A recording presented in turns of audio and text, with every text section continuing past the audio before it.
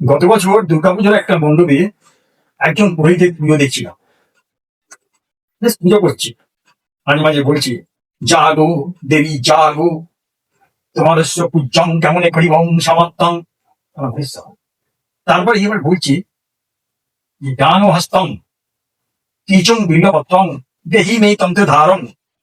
তন্ত্র কাছ থেকে বুঝে গেল, সে আমার ওনার ডান হাতে 3টে বিল্লপত্র দিয়ে দিল। তারপরে আবার পুরোহিত বলছি, অহং চাদ্দং আমারং মোবাইলং গচ্ছিত উহং কিছুং মন্ত্রং না ভুলং শীঘ্রং তুম দেহি মে ডানো হস্ত মে। তন্ত্রধারক বুঝে গেল, তখনই আবার ওনার মোবাইলটা আসতে করে চালু করে দিল। তন্ত্র বলছে, কাকা শুরু করে দাও, আমি চালু করে দিচ্ছি।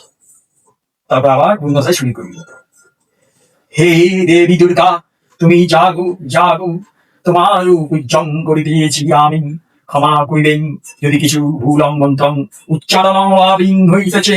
তুমি দেহি দেহি, তুমি দেহি দেহি, আবার ক্ষমা করুন। বাহ বাহ, সাংঘাতিক হচ্ছে।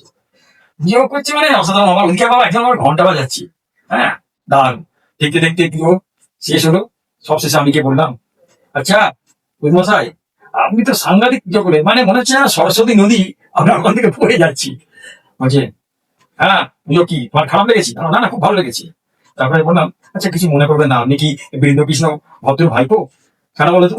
না, এই পুজো আমি আপনার আমি কোনো জায়গায় দেখিনি। বলছি, যদি কোনো কপি থাকে না আমাকে দেবেন তো। আরে বাবা, নিশ্চয়ই দেবো নিশ্চয়ই দেবো, যেদিন বলবো আমি সেই দিনই তোমাকে দিয়ে দেবো।